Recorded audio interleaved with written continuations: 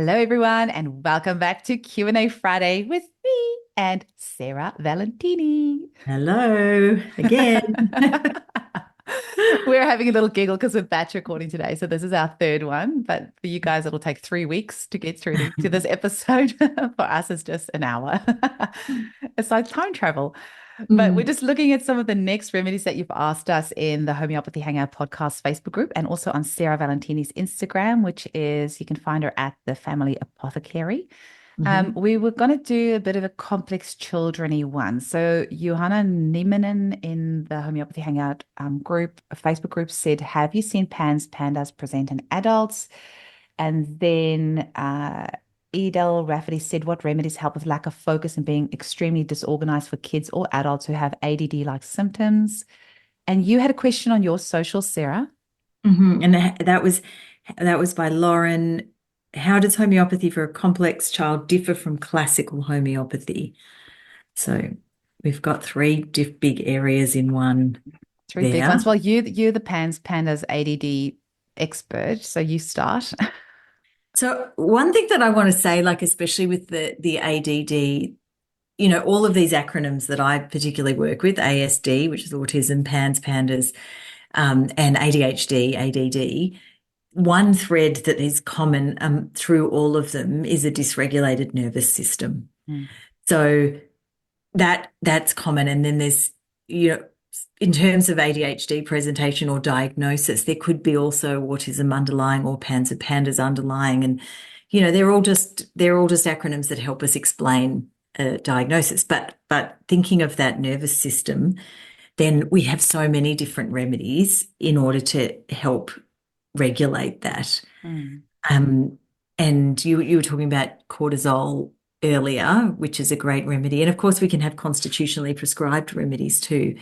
I think I prescribe cortisol. I prescribe adrenal cortex quite a bit as a remedy in terms of managing that. But of course, we also need to look at triggers, and such a huge trigger is screen use, gaming, and Well, kids can we really. actually maybe bring that question in because somebody else in the group asked Yes. that question about addiction too.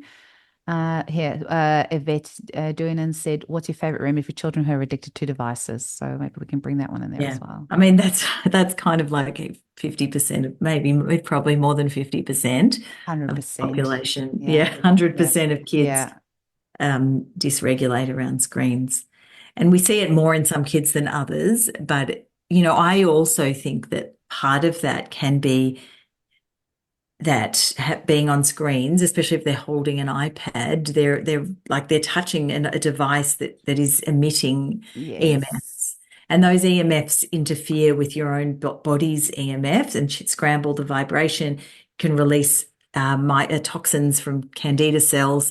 There's a whole kind of range, and then kids become really dysregulated, really hot, melting down. There's dopamine as well, dopamine withdrawal that they're getting from the screens. This is such a huge problem, something that I'm incredibly passionate about because I see if this was a drug, would you give it to your child? No. And I also honor that this is the day and age that we live in, and we have to acknowledge that screens are a part of that, but more conscious awareness around how much time somebody spends on that, and not just free for all, because you are feeding an addiction, and eventually you could lead to adrenal burnout because of that the dopamine burnout. Dopamine, the ability to respond to dopamine lowers, and so they need more and more and more hits of it, and that's a big problem.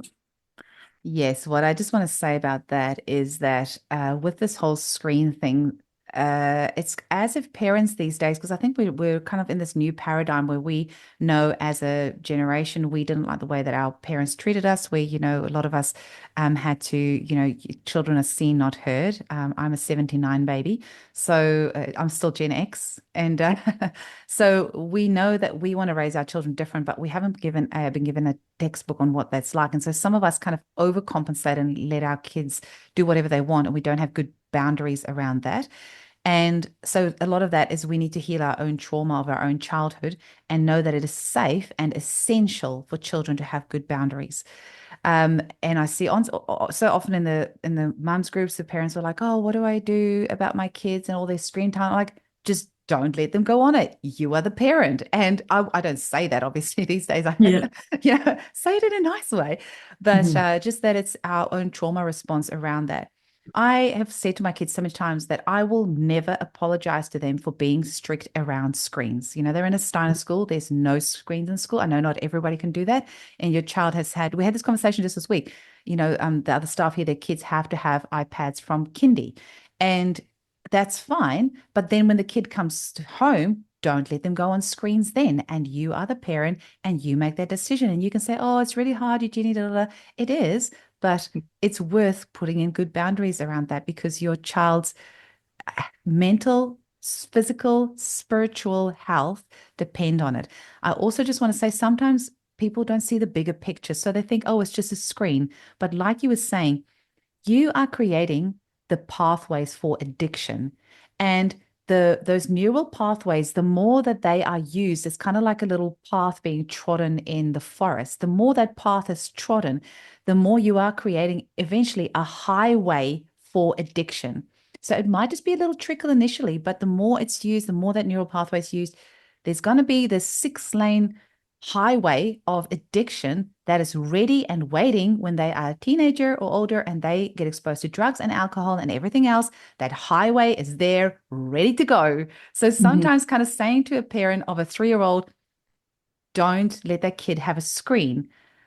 They don't kind of understand the long-term implications, but if you can explain it to them that way, that you are laying the pathways for addiction now, and they go, oh, okay, I don't want my child to be a drug addict. And I'm not saying your child is going to be a drug addict if they're using screens at 3. I'm just saying that there is just going to be a higher potential for that to happen. So seeing the bigger picture can sometimes snap people into that realization of, oh, okay, I need to have stronger boundaries around this. Mm.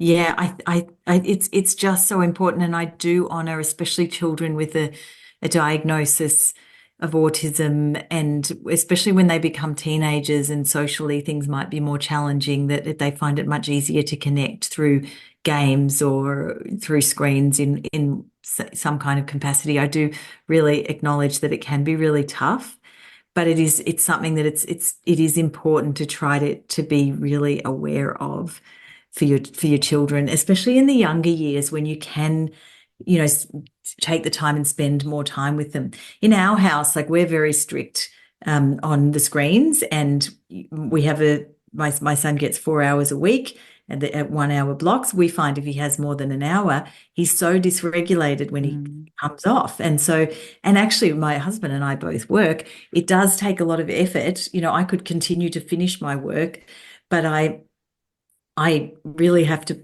pull myself away because I know the downfall mm, if he spends longer on it.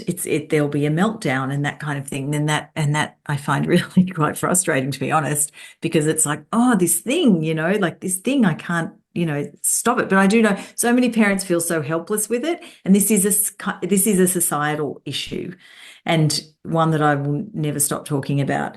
same. Um, but I do have some children in my practice with PDA burnout, which is pathological demand avoidance. And these children, they basically have adrenal burnout and they can't do anything. They can't cope with anything in the world. They've reached that point where any stimulation is overstimulation. And the only thing they can do is be on a screen. Mm, And my approach to that is that we start working with what's happening with their adrenals. Maybe they need some sodium or mm, potassium. Maybe, we look at a hair tissue mineral analysis or oligoscan, mm, where appropriate as well, mm, and start to work with building those things up so that we can get the child back into a place where they can handle a little bit more out in the world. And of course, there's a lot of remedies as well that can help deal with this when they're really hypersensitive in mm. that way. So, and, like this, again, everything's really multi-pronged, isn't it? But this screen addiction issue is not just confined to, I mean, I feel like almost every parent, if I say, okay, if we can change one thing, what do you want it to be? And they're like, oh, the addiction to the screen. It's just Yes, like, oh my gosh, because it yeah. is a huge maintaining cause. Something that Hmm. I a remedy that I've used often that I quite like is it's from Ton Janssen's Human Chemistry book is GHB, Hmm. which is so it says here GHB plays a role in the functioning of several neurotransmitters. It's a precursor to GABA and indirectly to dopamine, relaxing the mind and the body, plays a significant part in addiction to substances and or activities, even addiction to a certain kind of thinking. The theme of it is removed from reality or feeling out of it. Um, so this is a remedy that I've used often, but I have to say recently, as in last week, I've started Hmm. using dopamine myself, the homeopathic Hmm. remedy. And Hmm. I think I was researching something for a client and I don't know, it somehow came up and I'm like, read the symptoms of low dopamine. I'm like, oh my goodness, I tick a lot of these boxes. Activities that were previously enjoyable is not anymore. Um, Things like procrastination, kind of like that lethargy, that listlessness, that I was like looking at them going, oh my goodness, it sounds a lot like me. And, we've had Facebook for like 18 years now. Like I remember I was in Canada, it was 2007. It was around June 2007. And I signed up for this thing called Facebook. And that was like, 14 years ago. Oh, what's it? 14 years ago? I'm confused. 17? No more, Where are we? 7. 17. Sorry. Yeah, Yes. 17 years ago. What year is it? And you know, uh, all of us, I will be the very first person to put my hand up that there is that, wanting to have that like, wanting to have that comment, wanting to get that acknowledgement, that dopamine hit. So that's like 17 years of like dopamine hits several times a day. So no wonder my dopamine's depleted. And I took the homeopathic remedy dopamine and I went straight to a 10M. Now it made such a difference within the first dose. And this is individual results may vary. Please see your practitioner. Do not self-prescribe. But I made such a difference. And about a couple of hours later, I took another dose and that was even better. And then I thought, okay, I'll start off with that high potency, then I'll go to the 30C daily. 30C didn't do anything, so I'm back on the 10M. Do not go and home prescribe this. Mm. Go and see your homeopath. Although this is the type of thing in my paid membership, which is being launched on the 25th of March. It's only going to be open for 5 days. Insert advertisement here. These are the types of remedies that I'm going to get people access to because I'll be guiding them on how to use it. And also, a lot of people are really good home prescribers. So I feel they should have access to these things, but with really good guidance on how to use it. Mm. That was a great remedy for me to kind of just get me out of that funk and just get me back on purpose of what it is that I need to do. So that's a good remedy. Mhm. Remedies for healing the aura. I like the Australian bushflower essences electro remedy. It's got that fringe violet, which is that beautiful, Ah, yes. beautiful little flower. I saw one in the wild the other day. It was gorgeous. Just to protect that auric field, we've got that polyradiation remedy. And sometimes just as we're kind of getting you out of that addiction, same as we would if somebody was on drugs or alcohol or anything like that, giving them the remedies alongside while we try and get you out of that Mhm. is really good.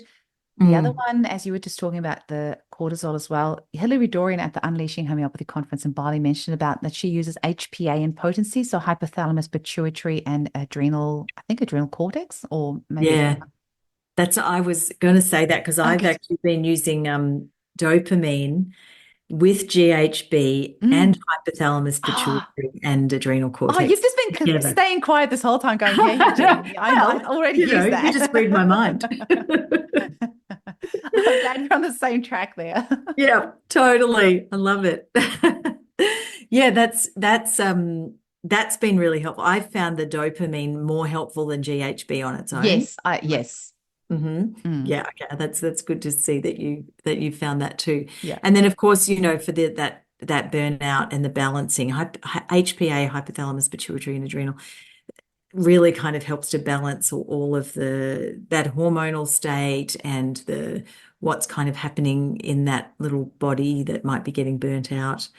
Because I think your children will be drawn to the iPad when they're either finding it challenging in the outside world, or they just want to connect with people, or they want to kind of zone out, and or they need a dopamine fix, I guess, as well.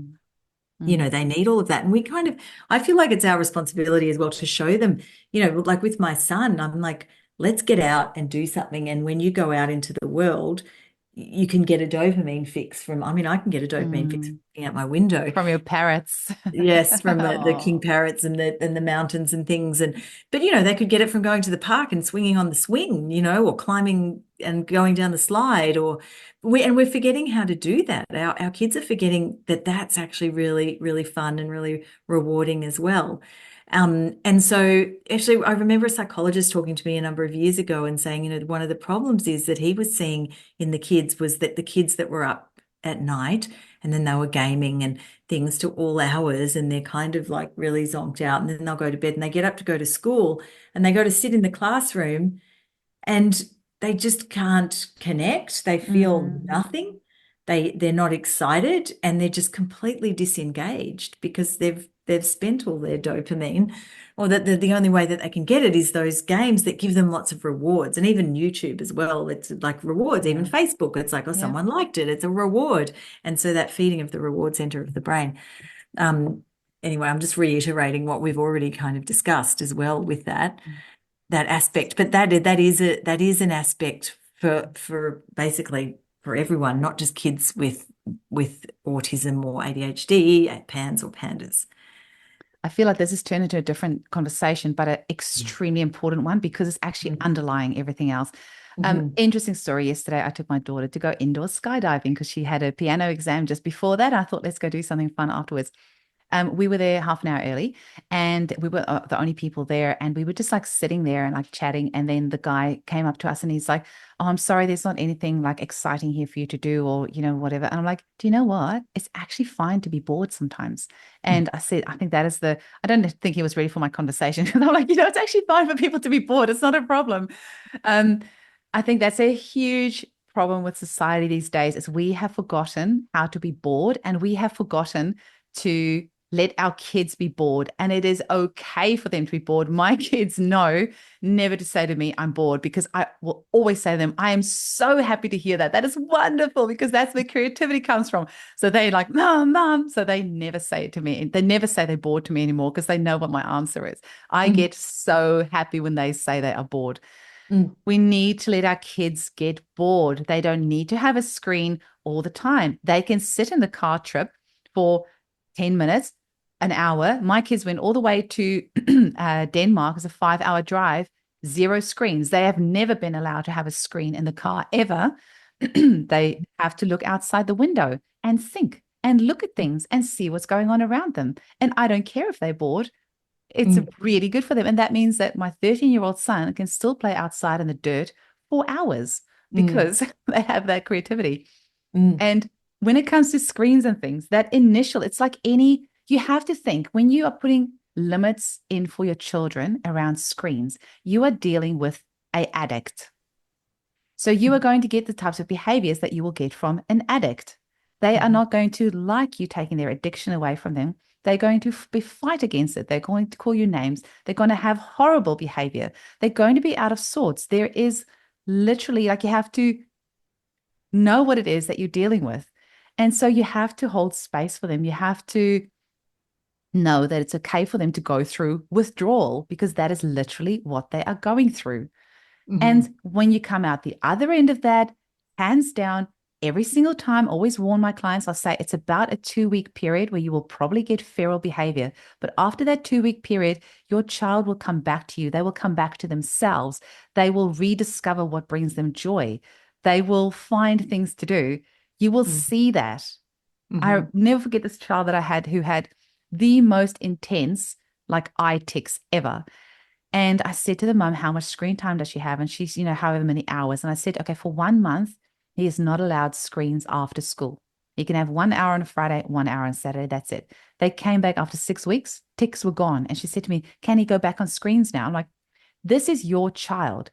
I couldn't care less if he is ticking all day long. It's not my child. I don't have to deal with it.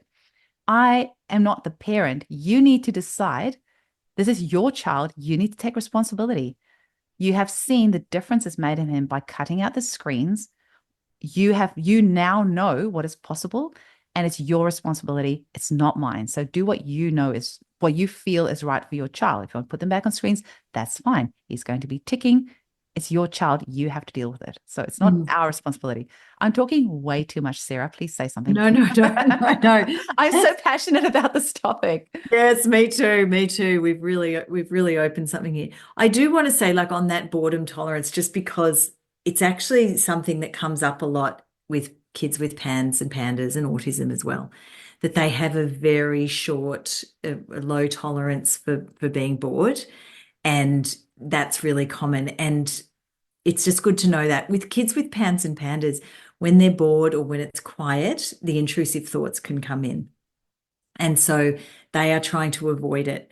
So in those cases, if they can listen to music instead, or, listen to an audio book, find other ways. It is a different challenge, but it is not uncommon for children with autism, PANS and PANDAS, and, ADHD as well, to have a really low boredom tolerance, and sometimes they can become rageful and things like that because their nervous system goes into a fear state and they just want something to distract them.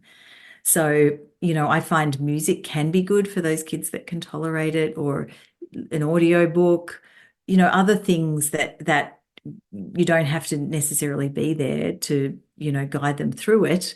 Mm. Um, and of course, activity as well. But that's also something to tell your homeopath if your child has those one of those diagnoses, or not, if they're just having really issues with boredom tolerance. Like, that's something to tell the practitioner, because we can go, okay, well, why? What is the tolerance? And I know my son, when he was in the worst stages of his PANS, like he had to have music all the time. Mm. And if we turned it off in the car, he would rage because he couldn't cope with what else might be coming into his head. So, well, let's have compassion and find other ways around it for those children too. It's beautiful that you said that. Yeah, Mm, that's so true. yeah. Do you know what as you were saying that, it's just made me think of something else that really worries me is the amount of people using white noise to get their babies to sleep. Hmm. I personally I worry about that because I think I think you're kind of setting somebody up for needing that constant like neural input if you're doing that with a baby. Your child should be able to sleep without constant noise, and you kind of like predisposing them to needing that input. That's something that it's going to be interesting to seeing how it all plays out. Same with like, I see so many, oh my God, children with Bluetooth headphones and things. It just like, I just want to cry when I see it. Mm-mm. Hmm. Um, but I Yeah, just, I think that, just like touching on that when we are, so, especially if you live in the city, like we live out of town. One of the reasons I moved out of town as well was because I wanted to be in a place where we weren't exposed to so much radiation. It really does scramble our own frequency. And if you've got something in your ear, even smartwatches, this is on you all the time. And it is scrambling your frequency. And what happens when our frequencies are scrambled is ill health, is autoimmunity, is cancer, is, whatever. And I'm not going to say that 100% definitively. I'm not going to say if you're wearing a smartwatch, you're going to get cancer. So I don't want that to be misconstrued. But let's just remember that if you can reduce it as much as possible, Apple Watch probably doesn't want anyone to be saying this out loud, right? Because they're very popular. Um, but it is something to be really aware of, that what ask yourself, what's scrambling my energy field? What's kind of disturbing me at the moment? It's not something you can see, but it doesn't mean it's not having an effect. And in fact, there's a lot of research that shows that it is having an effect. And at the end of the day, use yourself as a guinea pig. Take the watch off for minimum 6 weeks. Like I wouldn't make any change for less than that. I mean, my personal preference is 3 months, like I said, but 6 weeks minimum, take it Mhm. off. And then Mhm. see if you notice a difference in your sleep and your mood and your well-being. In your energy is a big one. What is if you Yeah. notice a change in your energy? Yeah, absolutely. That's a big one. And I think because we should also, so we've talked about the nervous system, but there was one question about how does working with complex children differ to classical homeopathy? And I find that, well, complex children, number one, they generally have a lower level of health. So it's not often as simple as one kind of remedy that pulls them out. There are layers to pulling somebody's or increasing someone's vital force and to working through layers and getting them out of that into a higher level of health. So from my perspective, that's basically how it differs. Classical homeopathy will look at one remedy that fits the picture and give that. And the thing is, with classical homeopathy, which is beautiful, it doesn't always acknowledge the fact of how amazing, what a gift it is that we have nosodes and sarcodes in homeopathy. They are such a wondrous tool to be able to use to clear infections. And in many cases, we go into not a constitution, but we go into a state of ill health due to the pathogens that are around us, especially when our energy fields are worn down a little bit by all the radiation and the EMFs that we were just talking about. But we are becoming more and more susceptible. Again, the reduced microbiome, which Eugénie and I talked about last time. And so we're predisposed to taking on these pathogens in a different way. And then we have the nosodes and sarcodes. So nosodes are remedies made from diseased tissue or pathogens, and the sarcodes are healthy tissues. And they are an absolute unique gift in the world of medicine and healing, really. They are. I use them a lot and I love them. And us homeopaths are a funny bunch sometimes. Like we've got our own weird hang-ups about certain things because homeopaths are like, oh, you have to prescribe a nosode like this or that, or you have to use it sparingly or this or that. At the end of the day, it's just energy. It's like no remedy is different to any other remedy. All of it is like energy medicine. And Mm-hmm. so it's no reason why a nosode can't potentially be your constitutional remedy. Your Mm-hmm. energy might vibrate with that nosode on a constitutional level. Mm-hmm. So yeah.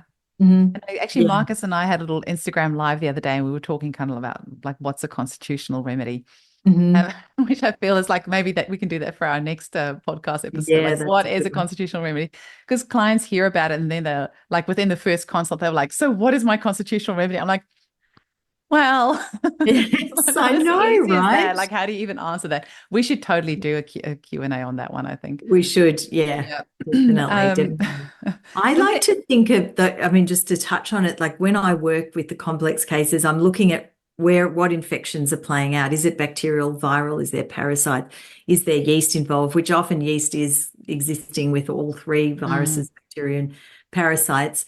and I metals. like to look at organ support and make sure that there's detox happening. I'll look at if it's relevant, the miasm, and which is our predisposition to certain patterns of illness, and then the infections, and then the constitutional state. I feel like the constitutional. Well, I also just refer to it as the simillimum. So it's the remedy Yeah. that fits, the general aspect of the client, and then what's playing out right now. That's what I kind of cross those two things over. There's another word some Man, people. you're going into it. You're going I into it. am. I'm going into it. I'm going into it. We'll save I that for know what it's later. like. We're not, yeah, we should do like because that Yeah, deserves to be talked about in it depth. does. Yeah. But in terms of working with complex children, it's multifaceted. So it's not just that one remedy. And in my experience, I have seen children have an immediate wonderful response to one remedy, but I haven't seen in my practice a child being pulled out of autism, PANS, ADHD state with one remedy, one dose, Mm, or one dose a week. I haven't seen it. And I'm like, both of my children have had more complex um, neurodiversity, neuroimmune issues. And, I was like a dog with a bone, like I'm digging down because one remedy might have pulled them out for a period of time, but then there was more. Then we hit, oh, now what's happening? exactly. And actually, there was a Facebook post this morning that I saw that was saying, oh, my child responded really well to Costicum, and then it stopped working. And the homeopath said I couldn't go higher, I couldn't give it more Mm, frequently. And so I'm just giving up. And I'm mm, like, no, but you've seen that your child responds to Costicum. There's other remedies that you've done. Maybe you've done that layer, that Costicum mm, layer, but there's more. And with complex cases in particular, like there's more layers. I mean, even if they're not complex, even Mm. adults, and I know Colin Griffith talks about this, like he really likes to work with people through, these layers. If people want to go to deeper aspects of themselves and clear wounds and things that are deeper, we can do that with homeopathy. And it doesn't just like one remedy and then my whole life's problems are solved. Like, wow, that would be amazing. But healing's not like that, is it? It's a journey. It is a Mm. journey. Somebody asked, I just want to make sure we answer that one as well. So it said about pandas and adults. Well, I mean Oh, that the kind of the P part of PANS is pediatric, which means children. true. So Yeah. um, I guess if you have it as an adult, I mean, I Mhm. would find it very hard to believe that as an adult you're going to be exposed to strep for the first time in your life. And now it's cool. I mean, Yeah. there's probably going to be like an underlying thing which would have been misdiagnosed as a child and then really it flares up in adulthood. You're not going to have like strong constitution. Suddenly I'm an adult and now I have Yeah. issues with strep. There's always going to be an underlying susceptibility there. So Yeah. And PANS and PANDAS diagnosis, if you were to get that in the mainstream medical field, it does require sudden onset, which mm, is something that I just want to say here and now is not the case. Like I've seen so many kids where I look through the history and it's like, well, actually there were all these signs and then yeah, that happened. yeah, But your exactly. child already had the predisposition to PANS.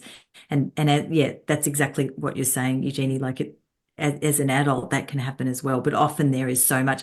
And often perhaps they'll realize maybe it's PANS, Mm, but they might have already been on antidepressants mm, because they had major anxiety or depression or, feeling a little bit in a bit of instability, that kind of thing. Maybe there was a bit of OCD. There's can often be signs in the history. So, but it definitely exists in adults for mm, sure. mm, And it's more that I think the diagnosis maybe is becoming a little more common mm. that parents or adults can relate to it. I wonder if that is not also coming from the point that there's so many adults these days who see their kids being diagnosed with autism and ADHD and then suddenly recognize some of those things and maybe they think, oh, maybe I have that as well, and then go and get Yeah. themselves diagnosed. If you were that healthy, a child with that strong constitution, that strep was never an issue for you, then your constitution as an adult will be that strong that strep's not going to affect you. So I just want to kind of like say that as well. So there Yeah. was probably like undiagnosed things going on that you didn't know look out for the symptoms. Same with like ADHD and uh yeah, autism and things like Yeah. that as well. So I Yeah. think I wonder with all of these I think it's Naima or John that calls them alphabet kids. The Ah, ADHD, yes. ADD, PDA, OCD, Yeah. like all those things. Yeah. Um, like not like I'm always constantly questioning like my language that I use. Is that respectful? I think I don't feel that there's any. I don't know. I might have to hear from somebody who has those labels whether they find it offensive or not. I hope not, because that's not how it's intended. It's kind of just instead of saying all those acronyms, just saying Mm. alphabet kids. Mm. Um. So um. I think just as we're understanding this more and more, it's going to be interesting. Yeah, I mean, we're just in such unprecedented times. Like we're just like in the middle, in the Mhm. thick of it all at the moment. It's going to all come out in the wash. And I think it's going to be in a way where we just realize actually just as our brains work differently. So it's not the Mhm. label as much as actually just this is how my brain works. Uh-huh. It's been really interesting. So my husband and daughter both have Erlen syndrome, which is like similar to dyslexia, but basically their brains with the RGB receptors on the back of the retina, kind of there's some of those colors that they don't interpret correctly. So when they see black writing on white, they see little rivers in between. And so it makes reading very hard for them and also pronunciation of some words. And I'm having a homeopath soon who is a Erlen, to diagnose as Erlen, but also a homeopath. Going to have her on the podcast soon, which is going to be amazing. But it's been really interesting journey for me, um, seeing my daughter go through this process. It's like I love learning. I've always been an A student, top of the class. Like learning is like my thing. I love it. And so it's been interesting having a daughter who has, and my son very likely has dysgraphia, I think. and which my husband definitely has dysgraphia as well, and he has the Erlen. So I'm blaming, oh, look at the Oh, balloons. good balloon. Um, so it's been interesting having these, the dysgraphia with my son and the Erlen with my daughter, and just seeing things through such a different light and how they experience the world in such a different way. Like my daughter said to me the other day, she prefers to read graphic novels because it's all in capitals, and then she doesn't have those little rivers. And I'm like, oh wow, your brain works so differently. But she's really creative, and so just understanding that it's just actually the brain working in a different way. But I'm excited knowing that, like, I look at my husband, who's clearly had Erlands his whole life, but has never known until this year. He is a master problem solver. Nobody can solve problems like him. But it's because since he was a child, he's had to, because he couldn't read properly, figure out different ways of doing things. And it's, like harnessing the potential of these people and the different ways that their brains work. I know Sir Richard Branson is a huge advocate for using the brains of people with dyslexia and these types of different ways of looking at things, harnessing that and just seeing the potential, because we have so many interesting problems in the world these days, and we need different ways of thinking about things, not like cookie cutter, same way problem solving. But Mhm. it's been an interesting journey for me. I'm trying to think now how Mhm. I even got to that, but basically it was just along the lines of, Mm. I think a lot of these alphabet things, we are going to get to a place where we realize, oh, actually, we don't need a label. Everyone just works differently. How do we accommodate this different way that this brain works? And once we harness that, I think there's a lot of potential for really just beautiful way of interacting with each other, and not like no judginess. Just go, oh, your brain works like this. Okay. So this is what you might be really good at and excel at. So let's focus on that side of things.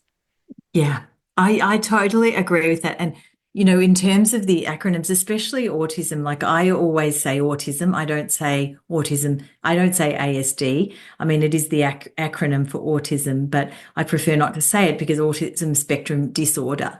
And to me, it's like, well, this is a spectrum. And if we see it like a disorder, we see it like something that needs to be fixed. But actually, I just, I love working with these children so, so very much. They absolutely fascinate me. And some of them, the insights, the skills, the other things that they bring are just beyond, because they've developed, like you're saying, like they've developed other ways to do things. And even in terms of their communication, there's the whole spell to communicate in the autism communities for the nonverbal people, and the things that I have seen, like some of my clients that have children that do spell to communicate, the things that they write are so wise, so insightful that I tear up when I think about it, like how deep they are.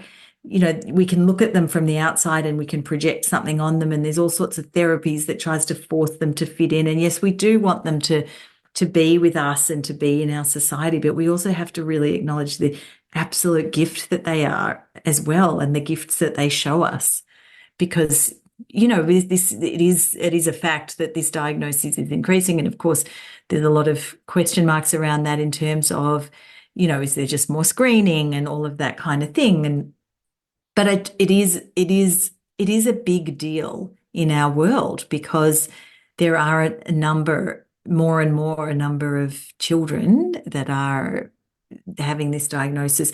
And I really see the crossover between the other diagnoses as well, the PANS and PANDAS and ADHD too, because often a child could float between any one of these. And actually, I've seen children who have the autism diagnosis that definitely have PANS. And when we work with infections, that that actually they start to improve. They stop lining things up, for example, or they start to speak even, or they stop being so restless when we're working with this, with whatever infection, whether bacterial, viral, or whatever it may be, that has been in place. So it's pretty amazing to watch, and pretty amazing what they're showing us. And I just learn so much from them all the time, and I'm so incredibly grateful to honored in so many ways to work with these beautiful souls. Mm. So if we were to like wrap this up, I Mm. think what what we've decided is that screens are a huge maintaining cause that is going to limit the success that you have in your treatment. and to maybe look at our own trauma of how we were parented, to use homeopathic remedies alongside while we kind of heal them through and support them through this addiction, any withdrawal symptoms that they have from that. We talked about lots of stuff. We did, we did.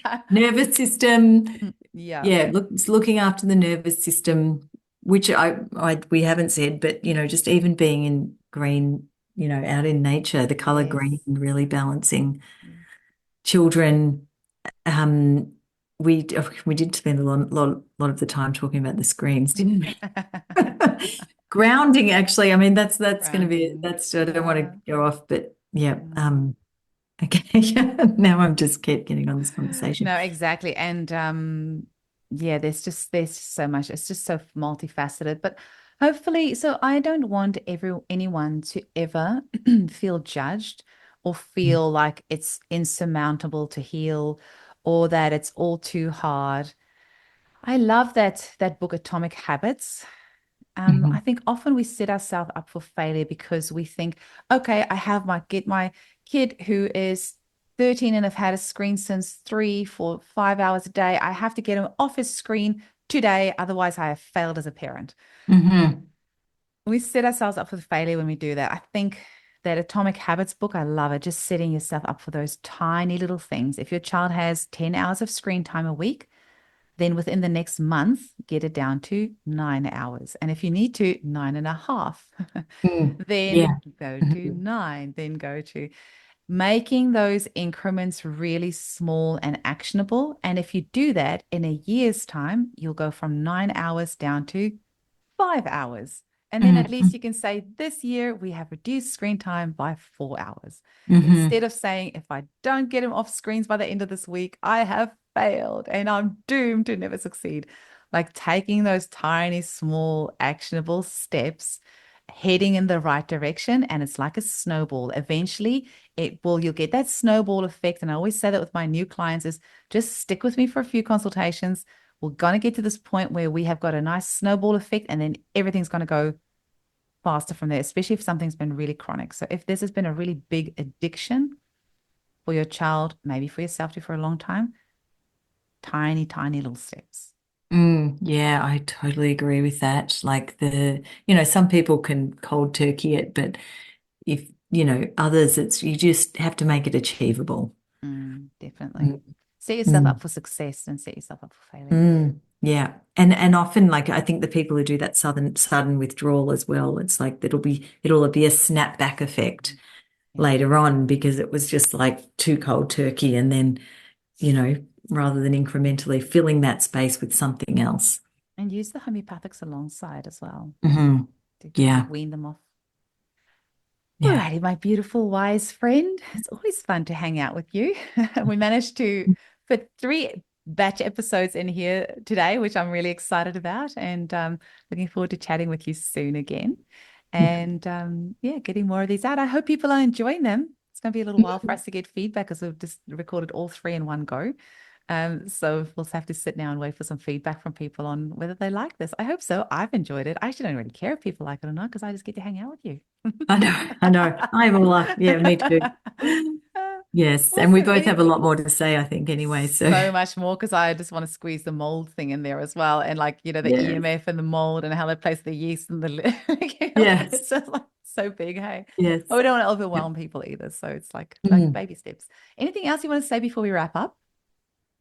No, I mean, I do want to say, yeah, it's wonderful to share this information with everybody and with you and hear your information. It's just a really great Mm, opportunity. But also, I want to say that, there's so much more to these little chats. I think there's so much more information and so much more.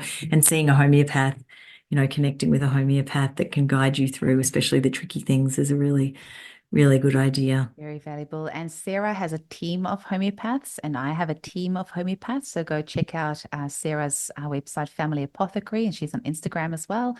And I'm EugénieKrüger.com, and you can find me on socials. So we each have a team of homeopaths that can help you. Mhm. Yeah. Chat soon. Bye.